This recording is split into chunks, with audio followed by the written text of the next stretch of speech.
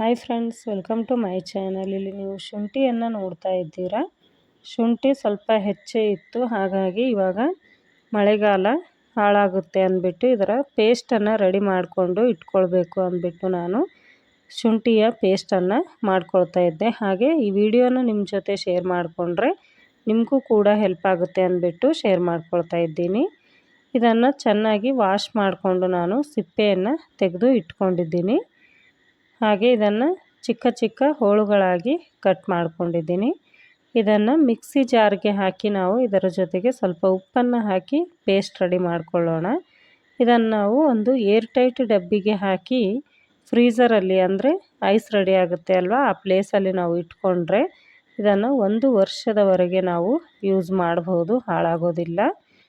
ಹಾಗಾಗಿ ಇಲ್ಲಿ ಪೇಸ್ಟನ್ನು ರೆಡಿ ಮಾಡ್ಕೊಂಡಿದ್ದೀನಿ ನೋಡಿ.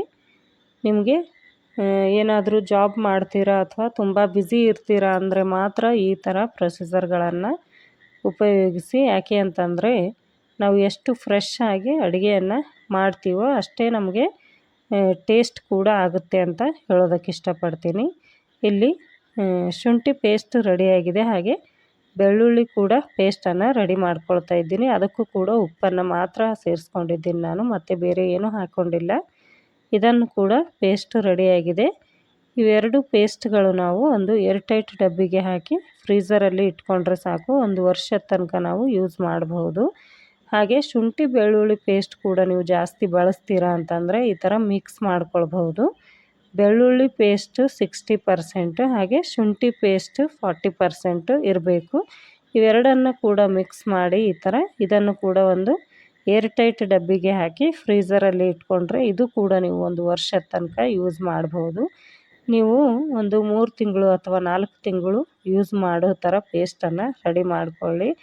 ಅಷ್ಟೊಂದು ಜಾಸ್ತಿ ಮಾಡ್ಕೊಳ್ಳೋದಕ್ಕೆ ಹೋಗಬೇಡಿ.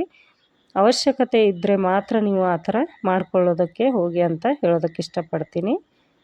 ವಿಡಿಯೋ ಇಷ್ಟ ಆದರೆ ಲೈಕ್ ಮಾಡಿ, ಹಾಗೆ ಶೇರ್ ಮಾಡಿ. ನನ್ನ ಚಾನಲನ್ನು ಹಿಂದೆ ನೋಡ್ತಾ ಇದ್ದರೆ ಸಬ್ಸ್ಕ್ರೈಬ್ ಮಾಡಿಕೊಂಡು ನೋಡಿ ಅಂತ ಹೇಳೋದಕ್ಕೆ ಇಷ್ಟಪಡ್ತೀನಿ. ಮತ್ತೆ ಸಿಗ್ತೀನಿ ಮುಂದಿನ ವಿಡಿಯೋದಲ್ಲಿ.